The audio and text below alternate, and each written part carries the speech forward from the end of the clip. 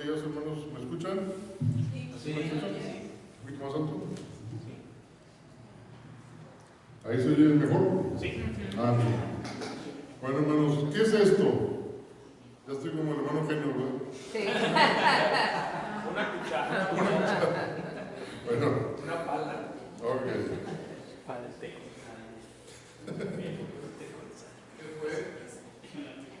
Una cuchara. Muy bien. Correctamente bien contestado. Ahorita vamos a ver por qué. Vamos a ver 1 Tesalonicenses 3, hoy. Gracias a Dios. Y el título de la prédica es Vosotros estáis firmes en el Señor. Ese es el título de la prédica. Y claro, antes de esa frase, que viene en el mismo capítulo, tiene un condicionante. Dice, sí, si vosotros estáis firmes en el Señor. Pero, pues Pablo sabía que los tesalonicenses estaban siendo firmes, ¿sí? Y unos ejemplos de firmeza que les quiero comentar, porque fíjense que nuestro Dios ha hecho la creación, ¿verdad? Y por medio de la creación también nos habla. Entonces, por ejemplo, ahí en el hospital hay una mamá gatita que tiene sus gatitos, tiene 3 gatitos, bueno, tenía 3, y los cuida mucho, pero uno de ellos se metió por una rendija y se cayó y se fue al área de patología, donde están las muestras, ¿verdad? Y el que está ahí, el conserje de patología, lo agarró y lo tiró y se lo llevó, no sé qué le hizo, se lo llevó a la basura. Y pues qué corazón de ese hombre, ¿verdad? De agarrar un animal y hasta no sé si lo mató o qué, pero la gatita se quedó con 2 gatitos nada más. Pero si vieran ustedes con qué cuidado los está cuidando, valga la redundancia, es impresionante. A veces hay personas que están ahí porque están en el área donde compran un café, ¿verdad? Y están unas personas platicando y la gata nomás está esperando que se vaya, como diciendo, váyanse, aquí está mi gatito. Ese cuidado que la gata manifiesta para sus gatitos es la naturaleza que Dios nos habla a través de ellos, ¿verdad? Y ¿cómo ven sus gatitos? El gatito que se cayó, pues no estuvo firme. Eso ya murió por la patria, ¿verdad? Los otros 2 gatitos quedaron firmes, ahí están jugando todavía. Otro ejemplo de firmeza en la naturaleza es de una araña patona. No sé si les ha tocado ver en sus casas a veces unas arañas que tienen unas patitas como de hilitos. Bueno, les gusta estar en las casas, en lugares que están tranquilos, en cuartos así que tengamos allá arrinconados cosas, ahí les gusta estar, o en los baños a veces, ¿sí? Y esas arañas patonas se llaman Pholcus phalangioides, así se llaman, para que sepan, ¿verdad? Para que sepamos, es el nombre científico. Pholcus phalangioides, ¿no se les olvida? Sí. Bueno, fíjense que estuve observándola y estaba en su telaraña, pero por abajo. Y yo veía y decía, ¿por qué no se cae? O sea, y estaba por abajo, entonces le soplé, le travieso yo, ¿verdad? Y no se caía, nomás volaba, pero dije, ¿cómo está firme esa araña ahí? Y sí, efectivamente ya me puse a investigar y dice que ellas se ponen por abajo para que caiga arriba la presa y luego ya corren y van por allá. No, son inofensivas, esas no pican, no las maten, porque matan los mosquitos en la casa. Otra ejemplo de firmeza, por eso andaba buscando una regla, le dije a mi esposa, oye, se me olvidó traer una regla, pero me encontré esta cuchara allá. Es una jabalina. Cuando la avientan, se han visto que en los Juegos Olímpicos la avientan y luego cae y queda firme, ¿verdad? O los trampolines, cuando brincan, taca, taca. Entonces eso es lo que yo según esto quise hacer, no sé si se alcanza a escuchar, ¿verdad? Porque en el idioma griego se llama stekete, estar firme, stekete, como que se me figura esto, ¿verdad? Stekete, bueno, no sé, a lo mejor estoy alucinando, ¿verdad? Pero esa situación de que esto no se mueve, lo que se mueve son otras cosas, a lo mejor si lo pusiéramos una metáfora, son las tribulaciones, los problemas, y si nos afrotean, nos mueven y todo, pero estamos firmes, ¿sí? Ese es bueno, la cuchara era para eso. Y otro ejemplo que también es bíblico es un ancla. Los barcos, por pequeños o grandes que sean, hay grandes transatlánticos que como quiera llevan unas anclas enormes, carísimas, con unas cadenas enormes también que sueltan, y esas cadenas detienen ese barco, entonces hacen que esté firme, anclado. Y así nosotros, hermanos, los animo a que estemos firmes en el Señor de esa manera. Y así Pablo, con los tesalonicenses, estaba preocupado porque, y no solamente con ellos, con todos los creyentes gentiles y judíos que había convertido, que Dios le había usado para su conversión en sus viajes, él estaba siempre con la mente, si estaba en Corinto, pues estaba escribiéndole a los de Tesalónica, y si estaba acá en Roma, estaba escribiéndole a Timoteo, ¿verdad? Y así por el estilo. Y entonces, con el afán o con la preocupación de que estuvieran esos hermanos firmes, ¿verdad? Porque ya había firmes en el Señor, que ya había pasado por ahí. Y ahorita que estamos viendo Tesalonicenses, pues es una de las iglesias tesalónicas donde Pablo llegó, y nosotros estamos muy apartados acá en otra parte del mundo, pero Tesalónica era una ciudad capital de Macedonia, y ahí esa población tenía 200,000 habitantes, ¿sí? Y había griegos y judíos, era un puerto muy próspero y era un centro comercial. Hagan de cuenta así como Tampico o a lo mejor Cancún, no sé, que había puerto, o Veracruz, ¿verdad? Mucho intercambio de personas de otros países, de otros lugares, y por lo mismo, mucho cuestión de mercantilismo, ¿verdad? ¿Cómo se dice? Comercio, me refiero, y por lo tanto, mucha prosperidad, muchas modernismo, ¿sí? Muchas novedades que había ahí. Entonces, ¿cuántas distracciones no pudieron haber tenido esos hermanitos que se convirtieron ahí, ¿verdad?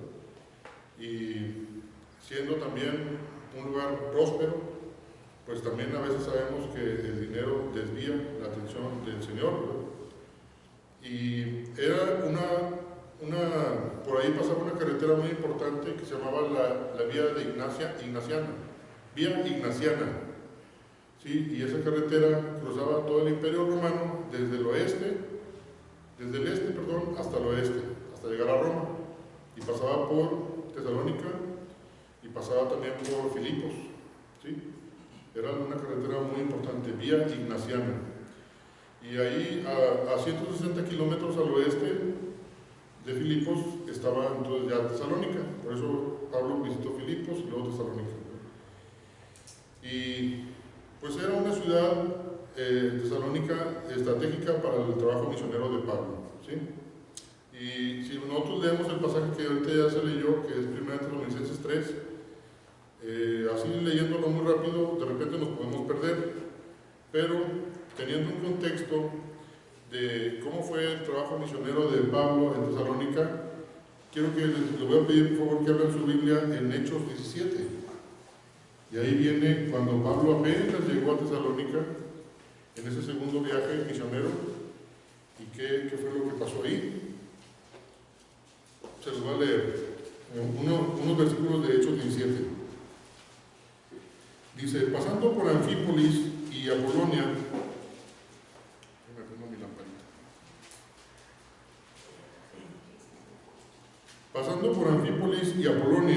llegaron a Tesalónica, donde había una sinagoga de los judíos.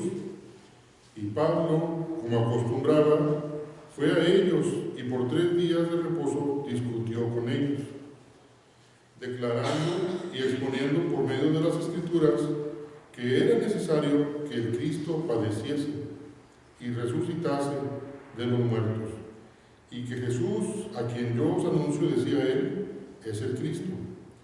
Y algunos de ellos creyeron y se juntaron con Pablo, algunos de la sinagoga, ¿no? Y dice, y creyeron y se juntaron con Pablo y con Silas. Y de los griegos piadosos, gran número, y mujeres nobles no pocas. Entonces los judíos que no creían, teniendo celos, tomaron consigo algunos ociosos hombres malos y juntando una turba alborotaron la ciudad. y asaltando la casa de Jasón procuraban sacarlos al pueblo. ¿Sí? Y ya después continúa el relato, si lo quieren leer ustedes, pero en ese capítulo Jasón era un nativo de ahí, ¿verdad? Y ellos pensaban que ahí estaba Pablo, pero no estaba en ese momento ahí, y tomaron al que se les atravesó ahí Jasón y lo llevaban como un supuesto juicio ahí ilegalmente, ¿verdad? Con esa turba que hicieron, y en ese momento después se le dice a Pablo que mejor lo llevan a Pablo en los siguientes versículos. Dice, inmediatamente los hermanos enviaron de noche a Pablo y a Silas hasta Berea. Entonces, significa que el tiempo que estuvo ahí Pablo fue un tiempo que a lo mejor él hubiera querido estar más tiempo, pero debido a esta turba y estas problemáticas, los hermanos lo tuvieron que sacar y llevar a que viajara por barco a otro sitio que se llamaba Berea. Entonces, probablemente nuestro hermano Pablo, Saulo, ¿verdad?, se quedó con un mal sabor de boca de que quedó inconcluso algo ahí, ¿no? Porque no fue cuando él quería haberse ido, sino que fue en esa forma, ¿sí? Aunque Dios todo lo tenía planeado. Y les voy a ir leyendo ese pasaje ahora. Vámonos a 1 Tesalonicenses 3. Acuérdense que los primeros 2 capítulos de 1 Tesalonicenses vienen siendo el ministerio pasado de Pablo, todo lo que Pablo había hecho con ellos y todo lo que había sucedido, porque en ellos, aquí en esta iglesia tesalónica, había surgido una situación de que ellos pensaban que Cristo ya estaba por venir, al pensar así, algunos se ponían de ociosos, a decir, no, pues ya, mejor no trabajamos porque Cristo ya viene. O otros vendían sus cosas y ya no hacían nada, ¿verdad? Y ese no era lo que Pablo les estaba queriendo dar a entender. Y por un lado era eso, esa pequeña desviación que se estaba dando en esa iglesia, y por otro lado era ahora este problema de los judíos que se habían sublevado o se habían levantado con celos por esta nueva doctrina del Evangelio que ellos consideraban que no era correcta, y empezaron a hacer problemas, y incluso se fueron hasta Berea estos judíos para ir a hacer problema ya de que Pablo no estuviera predicando, ¿sí? Y ellos levantaron falsos diciendo que Pablo andaba predicando de otro rey, que ya no era el César, que ahora ya no había que seguir al César, era otro rey que Jesús, cuando en realidad estaban maliciosamente tergiversando lo que Pablo estaba predicando, ¿verdad? Pablo en ningún momento estaba predicando que se sublevara al pueblo, sino era el Evangelio, la palabra de Dios. Pero los judíos tergiversaron eso. Entonces, y no nada más en ese momento, cuando Pablo se fue, siguió la persecución en Tesalónica y siguió ese problemita de esa creencia que ellos no tenían. También ellos una tristeza porque de repente morían algunos familiares creyentes de ellos y luego decían, oye, ¿y Cristo va a venir? ¿Y ellos? ¿Cómo va a estar? ¿Nos vamos a ir y ellos van a quedar aquí? Entonces tenían esas situaciones todavía que aclararse con ellos. Por eso Pablo estaba preocupado, a pesar de que ya estaba ahí, luego se fue a Berea y luego se fue a Atenas, pero mientras Timoteo y Silas se habían quedado allá en Tesalónica, ¿sí? Y estando en Atenas él, viendo toda la idolatría y toda la problemática desde el punto de vista cristiano de que estaba errónea la gente, se desesperó Pablo y empezó a predicar, ¿verdad? Y aquí tenemos al Dios desconocido, miren, y empezó a predicarles, ¿verdad? Y después también se va a Corinto, y en Corinto, ahí tampoco estuvo tan fácil las cosas. Sabemos nosotros por las cartas de Corintios que había muchos problemas ahí también, pero Pablo, a pesar de estar pasando por esos estrecheces, ¿verdad?, esos problemas, aparta un tiempo para escribirles, ahora sí, esta carta a los tesalonicenses, ¿sí? Y ya en el capítulo 3, que es el que me está tocando ahorita, y en el 4, ya no es sobre su ministerio pasado, sino sobre el ministerio actual, lo que está viviendo Pablo en ese momento y con Timoteo, ¿verdad? Y después, en el capítulo 5 y adelante, va a ser el ministerio que les toca a los tesalonicenses realizar. Porque eso también, hermanos, y también debemos saber nosotros, no siempre vamos a tener a nuestros hermanos líderes aquí enseñándonos. Dios a lo mejor te está preparando a ti y a ti para que en un futuro otras generaciones también vengan y tú seas quien va a llevar ese mensaje cuando no estemos o no estén las personas que estén liderando en este momento, aquí en esta iglesia IBUC, ¿verdad? Entonces, pues ahorita estamos entonces en el ministerio presente de Pablo y Timoteo. Y antes pues no había WhatsApp, no había celulares, no había internet, no había teléfonos, no había telégrafos. Entonces la situación era mandar cartas, ¿sí? Y esta carta de Tesalonicenses, este capítulo en específico, 3, son palabras muy impresionantemente hermosas y hasta con hipérboles de lo que Pablo sentía. No tenía ni siquiera palabras para explicar lo que les estaba diciendo. Se quedaba corto con las palabras. Y dice en 1 Tesalonicenses 3, quieren abrirle ahí, por lo cual, no pudiendo soportarlo más, acordamos quedarnos solos en Atenas.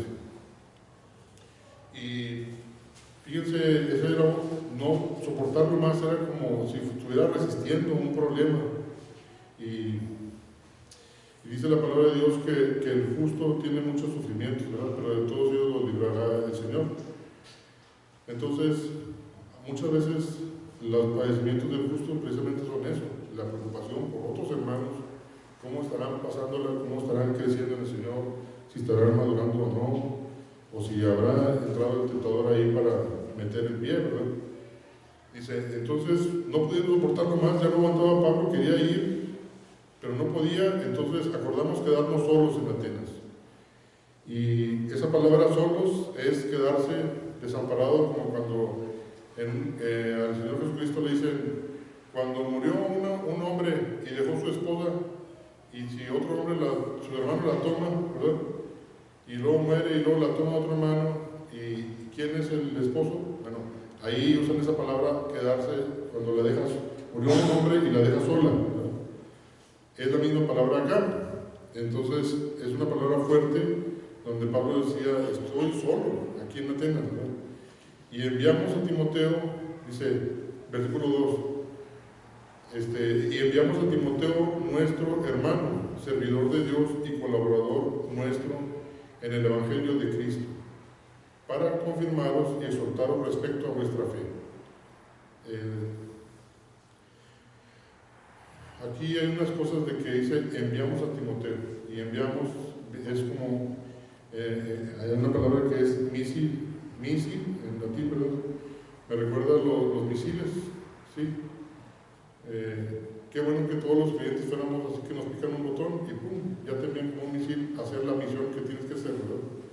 Ahorita están enviando misiles allá en otra parte del mundo para hacer estragos. Bueno, qué triste, hay que estar orando por esos lugares, pero otro tipo de misiles podemos ser nosotros, de misiles humanos, ¿verdad? Que llevemos una explosión, pero de la buena palabra de Dios, así como Timoteo lo era en ese momento. Y se me puso aquí una noticia. Voy a tener que echar mano de otra cosa. Y enviamos a Timoteo, nuestro hermano, ¿sí? También es importante ver qué es el nombre de Timoteo. ¿Qué significa Timoteo? Estimado por Dios. Estimado por Dios. ¿Eso significa? Bueno. Ok. Pues también timo viene de la glándula timo, ¿verdad? Que es los sentimientos que tenemos. Ellos pensaban antes que en el timo ahí radicaba eso, ¿verdad? y la voluntad, también todo radicaba ahí como si fuera el corazón, ¿verdad? El timo, y el corazón, teo, que es Dios, ¿verdad? Bueno, pues ahí hay una voluntad de Dios, en ese nombre escondido, la voluntad de Dios. Qué bonito tener nombres, ¿verdad? Que nos evangelicen con un solo nombre, ¿verdad? Timoteo, nuestro hermano, servidor de Dios y colaborador nuestro en el Evangelio de Cristo. Colaborador viene de sinergia, hacer sinergia. Como nosotros, hermanos, aquí hacemos sinergia unos con otros, porque nadie, la nariz no puede ser oreja, ni el pie puede ser mano, ni el ojo puede ser lengua. Entonces, todos sí, hacemos sinergia, somos colaboradores en el Evangelio, ¿verdad? Y en el Evangelio de Cristo, para confirmaros y exhortaros respecto a vuestra fe. Y aquí él no sabía cómo estaba la fe de los tesalonicenses cuando le enviaron a Timoteo, pero dice, a fin de que nadie se inquiete por estas tribulaciones. ¿Cuáles tribulaciones? Esas que les acabo de decir yo, las persecuciones por los judíos,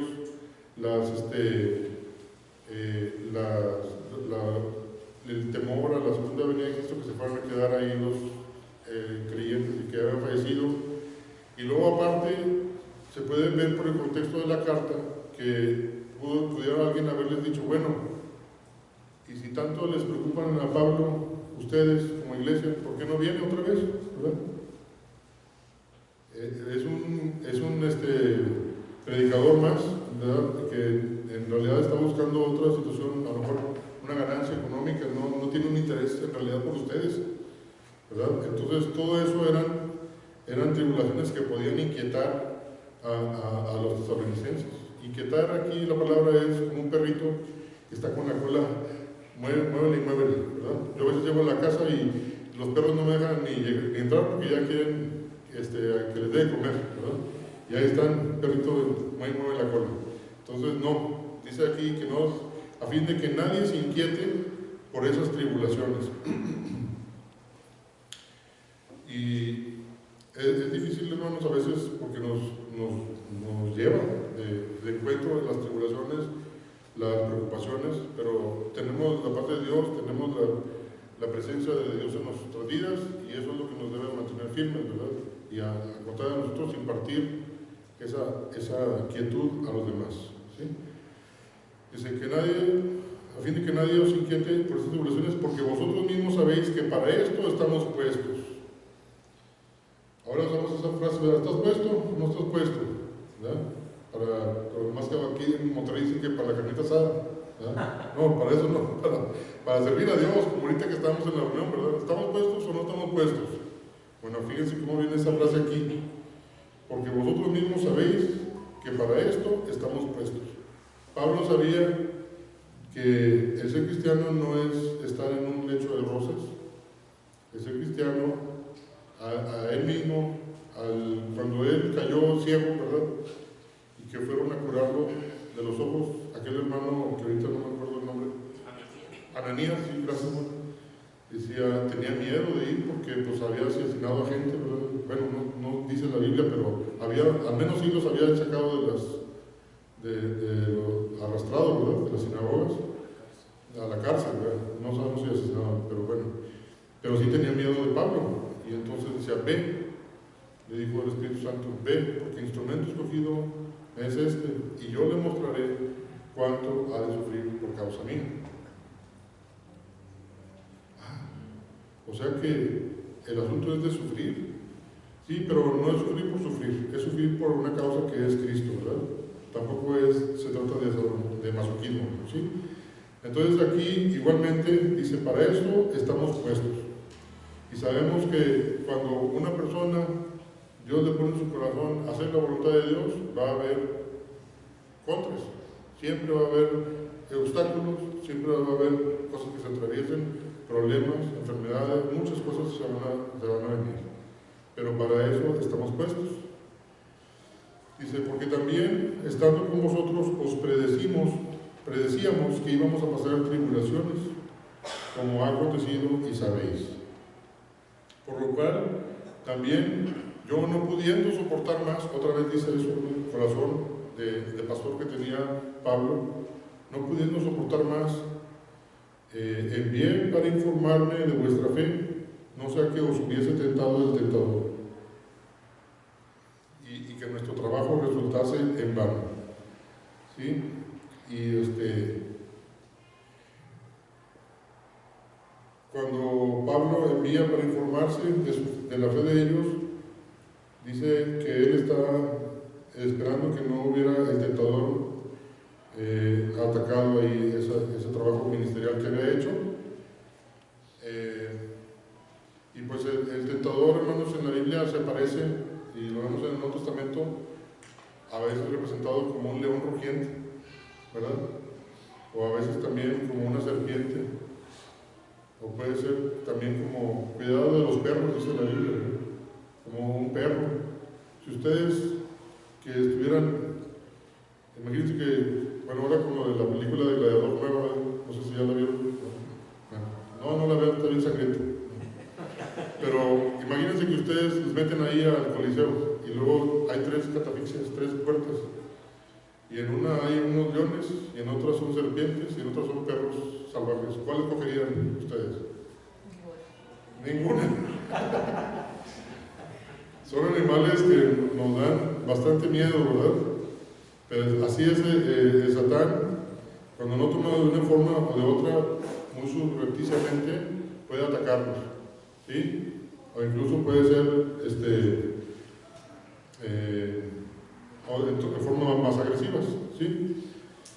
Y como Pablo no desconocía eso, tenía esa preocupación con los tesalonicenses. Entonces, vamos a continuar, dice: pero cuando Timoteo volvió de vosotros a nosotros, el versículo 6, y nos dio buenas noticias de vuestra fe y amor, y que siempre nos recordáis con cariño, deseando vernos, como también nosotros a vosotros, por ello, hermanos, en medio de toda nuestra necesidad de aflicción, fuimos consolados de vosotros por medio de vuestra fe. Entonces, ahí dice, y nos dio buenas noticias. Timoteo les dio buenas noticias de vuestra fe y amor. Y es la palabra evangelizar. Entonces, fueron a evangelizar, y resulta que salió evangelizado Pablo.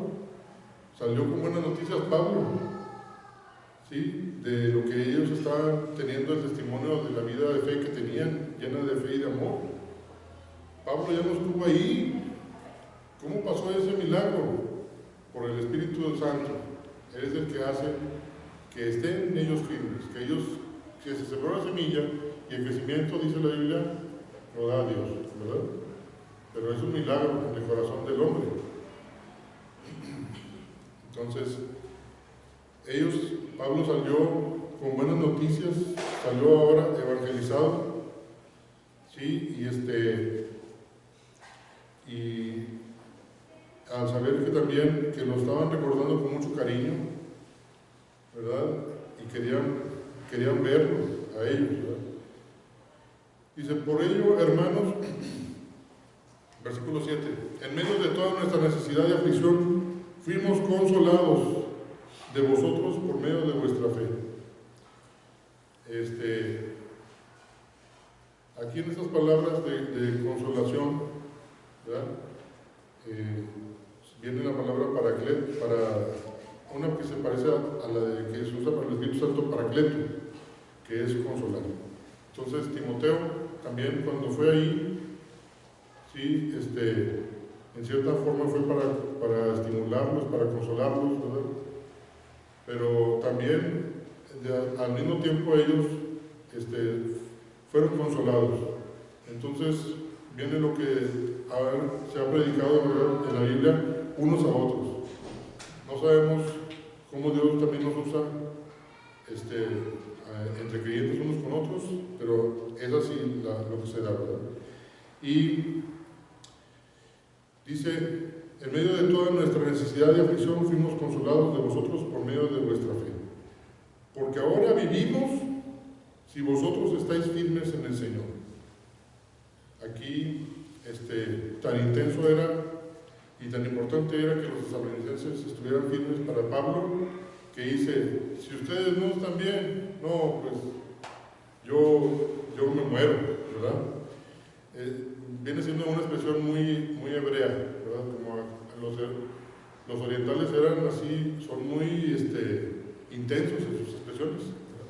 Me decía un paciente musulmán, yo a ustedes los mexicanos los veo muy tranquilos, o sea, nosotros allá cuando hacemos huelgas, ¿verdad? Que quieren demandar a los de los trabajos, allá nos echamos gasolina y nos prendemos fuego, ¿verdad? Ustedes aquí están muy pasivos los mexicanos, viendo telenovelas y todo.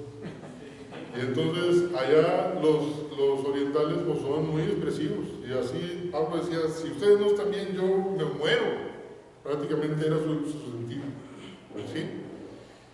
Entonces dice, por eso viene una condicionante.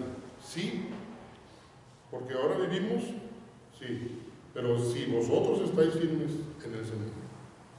Y ese es el término, el título de la aplicación. Si vosotros estáis firmes en el Señor. Vosotros estáis firmes en el Señor. Stéquete en curios.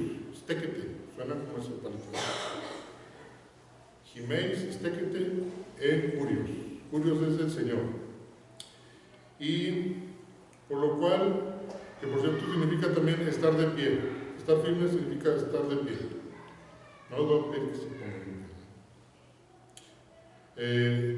Por lo cual, ¿qué acción de gracias podremos dar a Dios por vosotros, por todo el gozo con que nos gozamos a causa de vosotros delante de nuestro Dios, orando de noche y de día con gran insistencia para que veamos vuestro rostro y completemos lo que falta a vuestra fe? Dice Pablo, ¿qué más puedo decir? ¿Cómo puedo darle gracias a Dios por esta gran bendición de que ustedes están firmes? Y yo oro por ustedes. En la misma pregunta que hace, también menciona que Él ora por ellos de noche y de día. Es una enseñanza que nos queda, ¿verdad? Para nosotros que estamos orando unos por otros. Dice, con gran insistencia, para que veamos vuestro rostro y completemos lo que falte a vuestra fe. Completemos, ahí es como remendar. Es como, acuérdense que Pablo remendaba o hacía telas, ¿cómo se dice? Carpas, tiendas, sí. Bueno, él sabía lo que significaba reforzar una carpa. Seguramente cosía y tenían que estar bien firmes y con material resistente y cada cierto tiempo a lo mejor si se deshilachaba darle un mantenimiento ahí, ¿verdad? Igual sabemos también que los apóstoles usaban las redes, ¿verdad? Y esas también a veces se tienen que remendar. Entonces, en la vida cristiana muchas veces se tienen que remendar también situaciones que están viviendo otros hermanos en Cristo. Y Dios te puede usar a ti, nos puede usar a mí para ayudar en ese aspecto. Y así con Pablo. Entonces, dice, completemos lo que falte a vuestra fe. Mas el mismo Dios y Padre nuestro y nuestro Señor Jesucristo dirija nuestro camino a vosotros. Aquí donde dice dirija, viene siendo como empareje y quite todos los obstáculos, porque varias veces se dice en la Escritura que Pablo quería ir a ellos, pero el maligno Satanás se lo había impedido, ¿verdad? Entonces, ¿quién más? ¿Quién va a poder más? ¿Dios, nuestro Padre y el Señor Jesucristo o el maligno? Dios, nuestro Padre, no hay más poderoso que Él. Entonces por eso dice que Él empareja el camino y entonces ya podré ir yo con ustedes. Y sí fue después, ¿verdad? Con ellos. Como dijimos ahorita, en el Kairos, ¿verdad? En el tiempo de Dios. Y el Señor os haga crecer y abundar en amor unos para con otros y para con todos. Entonces, la vida cristiana no es estática y no es de algo que hicimos hace 20 años o 10 años o un año, o a lo mejor una oración, unas palabras que expresamos, sino que la vida cristiana es continua, ¿verdad? Y Dios nos va llevando de gracia en gracia, de gloria en gloria, a más conocimiento, a más amor por Él, a más servicio a todos, a los hermanos, a más servicio a Él. y a mayor crecimiento también, ¿no? Para que afirmados vuestros corazones irreprensibles en santidad, otra vez la palabra afirmados, estéquete, que los corazones estén firmes, ¿verdad? Ahí en mi corazón, hermanos, radica la voluntad. Entonces, imagínense ustedes un ejército con un capitán que tiene toda la pericia y la inteligencia y la estrategia para hacer la guerra y lleno de soldados valientes. ¿Cuál va a ser el devenir de ese ejército en una guerra? Triunfar, ¿verdad?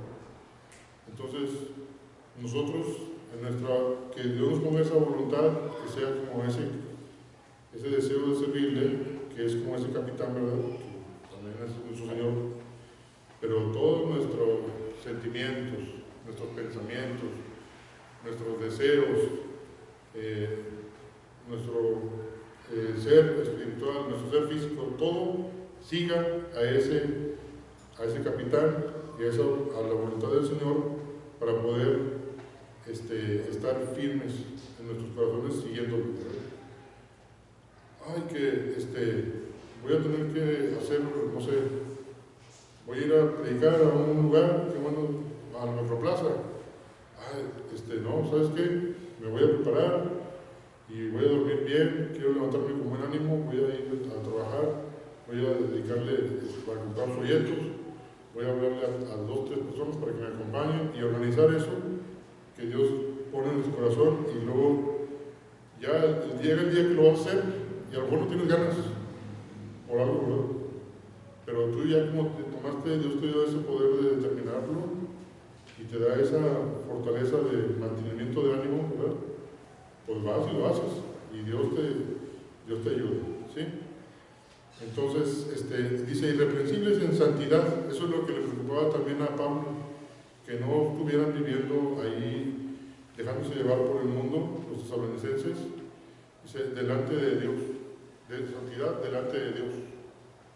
Y hay una frase que dijo Spurgeon, por ahí dice, vive tu vida privada de tal manera, no me acuerdo muy bien la frase, algo así, vive tu vida privada de tal manera que no tengas vergüenza cuando la lean en público allá cuando estemos con el Señor, ¿verdad?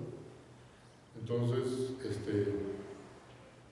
pues es muy importante eso, entender que la santidad no es para quedar bien con los hermanos o así, sino estamos delante de Dios, como tenemos la frase de corandeo, ¿verdad? Presencia de Dios. Entonces, ya vamos terminando el pasaje, dice, santidad delante de Dios nuestro Padre. También ese era un concepto de nuestro Padre, que Dios es nuestro Padre. Pues no, antes no lo veían así, veían como los dioses del Olimpo. Por cierto que ahí cerca de Tesalónica estaba el monte Olimpo. ¿Se han oído, ¿verdad? de ese monte, ¿verdad? Que hay dioses del Olimpo. Bueno, pero eran deidades, pero no eran sus padres, ¿verdad? Y acá no, es un Dios cercano, que es tu Padre, que es mi Padre, si lo hemos buscado, ¿verdad? Si nos hemos hecho hijos de Él, o Él ha dado esa potestad, si hemos creído. Dice, nuestro Padre, en la venida de nuestro Señor Jesucristo, con todos sus santos. ¿A qué se refiere con todos sus santos? Pues hay personas que dicen que con los ángeles, cuando vengan, ¿verdad? Hay personas que también se ha hablado sobre cuando Jesús descendió a los infiernos, ¿verdad? Y trajo la cautividad. En sí, bueno, hay varias explicaciones, pero sí es una cosa muy certera que Jesucristo iba a venir y con gran poder, ¿verdad? Y en todo el Nuevo Testamento estaba viendo ya un librito muy bonito que Dios me dio la oportunidad de ir por él, ¿verdad?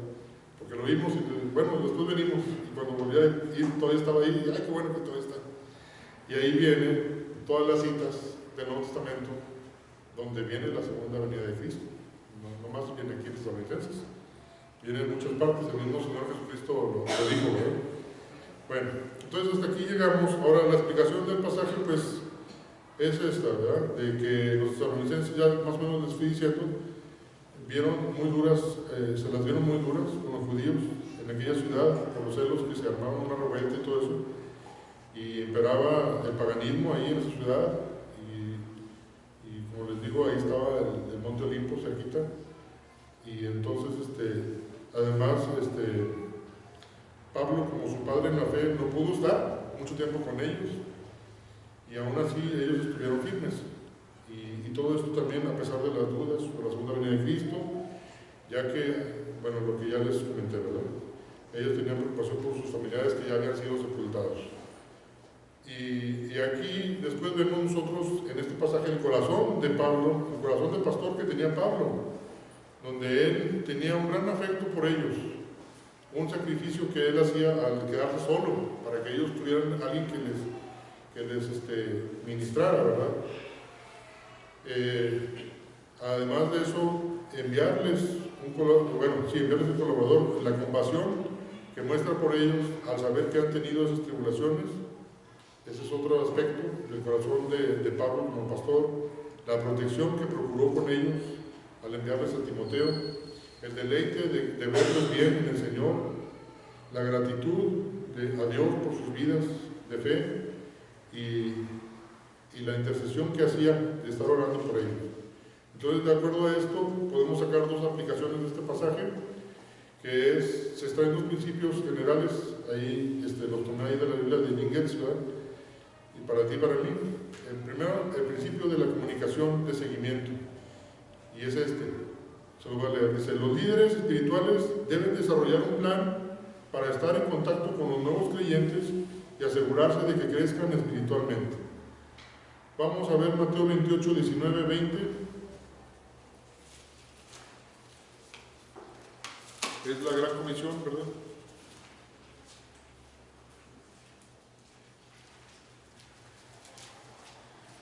Dice, por tanto, id, Mateo 28, 19 y 20.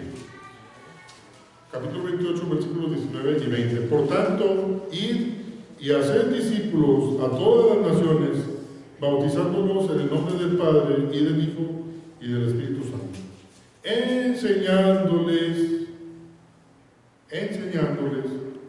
que guarden todas las cosas que os he mandado, y aquí yo estoy con vosotros todos los días hasta el fin del mundo. Amén. Entonces,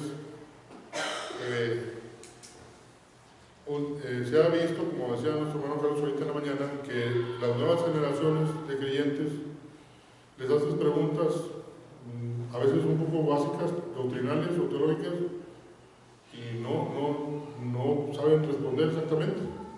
Entonces se ha analizado, ¿verdad?, con estudios, con encuestas, ¿verdad?, de que en realidad ya la nueva generación de creyentes está muy falta de conocimiento de la palabra de Dios, y ahí hemos fallado nosotros. Hemos fallado porque, como dice este versículo, no nada más es ir a ser discípulos. Ir a ser discípulos, ahí le comparto un folleto nada más y luego ya se me olvida, o así, pero no damos nos estamos preocupados o están viendo que ellos sigan creciendo, ¿verdad? Es seguir, implementar algo para que ellos puedan crecer, y al mismo tiempo nosotros no dejamos de crecer. Nunca vamos a llegar a la meta que tenemos con él, ¿verdad? Pero, por ejemplo, gracias al Señor, aquí tenemos, por ejemplo, lo de los estudios en la mañana, pues es una forma, ¿verdad? En otras iglesias es persona a persona y así. Pero siempre debe haber una forma de llevar una comunicación con los nuevos creyentes para que crezcan. Ese es un principio que debemos de tener, ¿sí? Y el otro principio es el de intercesión fiel. Para ayudar a los nuevos creyentes a madurar en la fe, los líderes espirituales tienen que orar constantemente por su crecimiento espiritual. Vamos a ver Juan 17, 9 y 11, o 9 al 11, perdón. Ahí el mismo Señor oró, ¿verdad? Juan 17, 9 al 11. Dice: yo ruego por ellos, no ruego por el mundo, sino por los que me diste, porque son, y todo lo mío es tuyo, y lo tuyo mío, y he sido glorificado en ellos. Y ya no estoy en el mundo, mas estos están en el mundo, y yo voy a ti, Padre Santo, a los que me has dado, guárdalos en tu nombre, para que sean uno, así como nosotros. Guárdalos. Entonces el Señor Jesús oró por ellos, y más adelante dice que no nada más ora por ellos, sino por los demás que van a creer, que ahí estamos incluidos tú y yo, ¿verdad? El Señor oró por nosotros. Entonces nosotros debemos orar, hacer una intercesión fiel por los nuevos creyentes. Ahora, la aplicación panorámica que le puse yo aquí de este pasaje es de que, así como el corazón del pastor que tenía Pablo, también lo vemos en el Señor Jesucristo, el afecto que Él tiene, lo vemos en Juan 13:34, dice: un mandamiento nuevo os doy, que os améis unos a otros, como yo os he amado, que también os améis unos a otros, como yo os he amado. Ese amor de Cristo que tenía por los creyentes, ¿verdad? El sacrificio, un corazón sacrificial, también el Señor Jesucristo lo tuvo. Juan 10:17-18, por eso me ama el Padre, porque yo pongo mi vida para volverla a tomar. Nadie me la quita, sino que yo de mí mismo la pongo. Tengo poder para ponerla y tengo poder para volverla a tomar. Este mandamiento recibí de mi Padre, un sacrificio. A veces hay que hacer sacrificios de lo que a lo mejor nos gusta hacer algo, pero conviene más hacer esto para que alguien más sea de bendición, pues hay que hacerlo, ¿verdad? Va a implicar sacrificar tiempo, va a implicar sacrificar esfuerzo, no sé, dinero, etcétera.